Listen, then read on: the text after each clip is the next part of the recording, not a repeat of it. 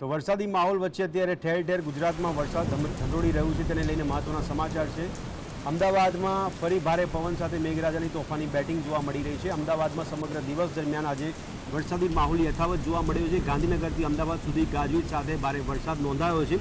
વરસાદને કારણે ઠેર ઠેર હાલાકીના દ્રશ્યો નજરે પડી રહ્યા છે। એવામાં અમદાવાદમાં ઇસ્કોન સેટેલાઇટ અને બોપલમાં ધોધમાર વરસાદ ખાબકી રહ્યો છે।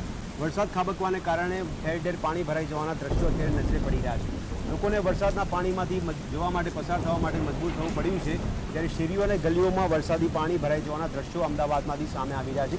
અમદાવાદના પશ્ચિમ વિસ્તારમાં સૌથી વધારે વરસાદ ખાબક્યો હોવાના અહેવાલ મળી રહ્યા છે। એવામાં ઠેર ઠેર પશ્ચિમ વિસ્તારના તમામ વિસ્તારોમાં વરસાદી પાણી ભરાઈ જવાના દ્રશ્યો નજરે પડી રહ્યા છે। અમદાવાદમાં ફરી એકવાર ભારે પવન સાથે મેઘરાજા દ્વારા તોફાની બેટિંગ કરવામાં આવી છે, જેને લઈને લોકોને હાલાકી વેઠવાનો વારો આવ્યો છે। એવામાં સ્માર્ટ સિટી કહેવાતા અમદાવાદમાં પણ પાણીના નિકાલની કોઈ વ્યવસ્થા જોવા નથી મળી રહી। એને કારણે વરસાદી પાણીનો ભરાવો નજરે પડી રહ્યો છે, તેને લઈને વાહન ચાલકોને પણ સૌથી વધારે અસર થઈ રહી છે। ઠેર ઠેર વાહન ચાલકોને ત્યારે હાલાકી ભોગવાનો વારો આવે છે। વરસાદી પાણીમાંથી પોતાના વાહનો હંકારવા માટે તેમને મજબૂર થવું પડ્યું છે। એવામાં આ વરસાદી પાણીને કારણે વાહન વ્યવહાર જનજીવનને પણ સૌથી વધારે અસર થતી નજરે પડી રહી છે। લોકો પોતાના ધંધા રોજગાર પર જવા માટે પણ હાલાકી ભોગવી રહ્યા છે। એવામાં આજે ભારે ભીડ ભક્તોની જોવા મળી રહી છે। મંદિરોમાં જતા હોય ત્યારે મંદિરો તરફ જતા શ્રદ્ધાળુઓને પણ વરસાદ વિઘ્ન બન્યો છે અને આજે જન્માષ્ટમીનો પર્વ ઉજવવામાં આવતો હોય તેવામાં ઘણા બધા મંદિરોમાં આયોજન કરવામાં આવ્યું છે, પરંતુ તેમ છતાં ભક્તોનો ધસારો ઓછો જોવા મળી રહ્યો છે, કારણ કે વરસાદ વિઘ્ન બન્યો છે। ભગવાન અને ભક્તોની વચ્ચે અત્યારે વરસાદ વિઘ્ન બન્યું હોય તેવા દ્રશ્યો અમદાવાદમાં પણ જોવા મળી રહ્યા છે। અમદાવાદ સહિત સમગ્ર રાજ્ય અને દેશ દુનિયામાં અત્યારે જન્માષ્ટમીની તૈયારીઓ કરવામાં આવી હતી, તેની ઉજવણી કરવામાં આવી રહી છે, ત્યારે વરસાદને કારણે પાણી ભરાઈ જવાને લઈને લોકોને હાલાકી પડી રહી છે। તો આજ અંગે વધુ વિગત સાથે અમારા સંવાદદાતા કૌશિક અમારી સાથે જોડાયા છે। કૌશિક, જણાવશો કે અત્યારે વરસાદી માહોલ કેવો જોવા મળી રહ્યો છે, કેવી લોકોને હાલાકી પડી રહી છે? જી, તમને જણાવી દઉં કે અત્યારે એકદમ ધમાકેદાર બેટિંગ કરી રહ્યા છે મેઘરાજા।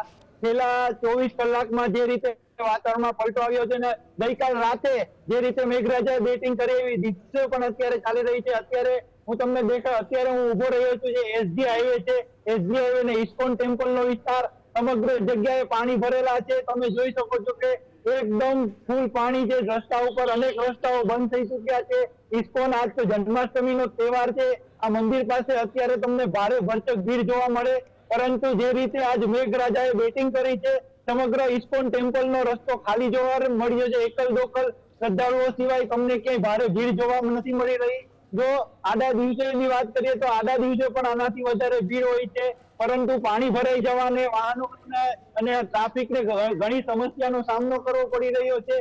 તમે જોઈ શકો છો કે માત્ર જે 4 વ્હીલર છે એ જ અત્યારે જોવા મળે છે, કોઈ ભારે ભક્તોની ભીડ જોવા નથી મળી રહી। અને તેમજ રસ્તા ઉપર પાણી ભરાઈ જવાને કારણે પ્રવાસીઓ પણ ઘરમાં રહેવાનું વધુ પસંદ કરી રહ્યા છે।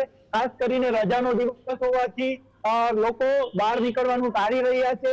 હવે આપણી સાથે એક ભાઈ છે, આપણે વાત કરવા માંગીશું કે અત્યારે જે વરસાદ વરસી રહ્યો છે તે અંગે શું કે આજે જે વરસાદ વરસ્યો છે સવારથી લઈને બપોર સુધી, અને આજે રોજની જેટલી ભીડ પણ નથી આ મંદિરમાં, તો શું કહેશો આ વિશે અત્યારે વરસાદ વિશે?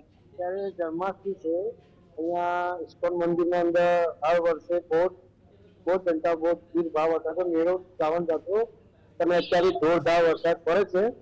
સવારથી રાત્રે ગઈકાલે 9 વાગ્યાથી માંડી સવારેથી 6 વાગ્યાથી માંડી અને 7 વાગે પાછો ચાલુ થઈને અત્યારે શું વરસાદ ચાલુ છે જોરદાર, અને ઘરમાં લોકો નીકળવાની બહુ તકલીફ પડે છે એકચ્યુઅલી, બરાબર?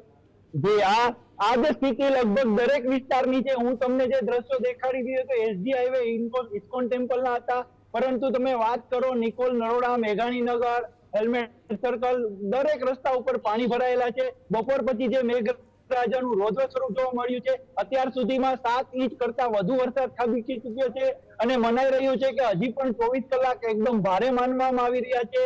જે એક વરસાદી સિસ્ટમ છે, ડીપ ડિપ્રેશન છે, ઉત્તર ગુજરાત થી લઈને સુરેન્દ્રનગર તરફ આગળ વધી રહી છે, અને આ સિસ્ટમ જેવી જે વધારે આગળ વધશે એટલે કે અમદાવાદ ઉપરથી પસાર થશે, ત્યારે આપણને હજુ પણ ભારે ભરકમ વરસાદની સ્થિતિ જોવા મળી શકશે। એટલે કે જણાવી દઈએ કે જે 24 કલાક છે અને ખાસ કરીને 12 થી 18 કલાક છે એ અમદાવાદ સહિત સમગ્ર મધ્ય ગુજરાત અને સૌરાષ્ટ્ર તેમ દક્ષિણ ગુજરાત માટે એકદમ ભારે છે। જી કૌશિક, હવામાન વિભાગ દ્વારા જ્યારે આગાહી કરવામાં આવે છે કે 3 સિસ્ટમ સક્રિય થઈ હોય, વરસાદી સિસ્ટમ સક્રિય થઈ હોય, જેને લઈને વધારે વરસાદ પડી શકે છે, એ વરસાદની આગાહીને ધ્યાનમાં રાખીને તંત્ર દ્વારા કોઈ કામગીરી આપને જોવા મળે છે કે કેમ, અને અત્યારે હાલમાં વરસાદનું જોર કેવું છે? હા, અત્યારે છેલ્લા 1 કલાકથી ભારે વરસાદ વરસી રહ્યો છે.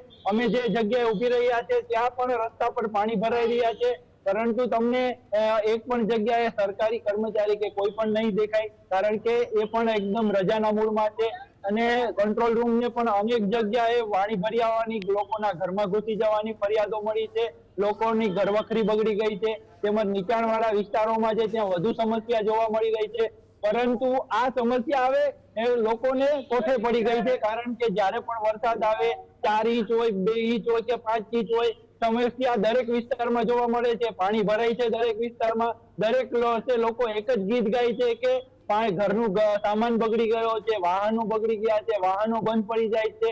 પણ જે સમસ્યા છે તેનો કોઈ પણ અને ક્યારેય પણ અંત આવતો નથી, કારણ કે તમને ખબર જ છે કે 5 થી 7 ઇંચ કે 10 ઇંચ સુધીનો વરસાદ દર ચોમાસામાં અમદાવાદમાં પડે છે, પરંતુ ક્યારેય સમસ્યા છે એનો કોઈ જ નિકાલ આવતો નથી. દરેક વર્ષે દરેક રસ્તાઓ ઉપર પાણી ભરાય છે ને અમદાવાદ પાલિકાનો જે પણ પ્લાન છે તે ગટરની સાથે પાણીમાં ધોવાઈ જાય છે.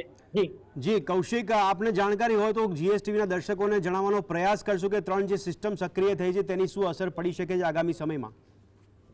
હાજી, અત્યારે એ ચોક્કસથી કરે તો હવામાન વિભાગે રેડ એલર્ટ આપેલું છે સમગ્ર ગુજરાતમાં. આ ઉપરાંત ખાસ કરીને જે જિલ્લા છે, અમદાવાદ છે, આણંદ છે, વડોદરા છે, ખેડા છે, તમે દક્ષિણ ગુજરાતમાં નવસારી, સુરત સુધીનો પટ્ટો છે.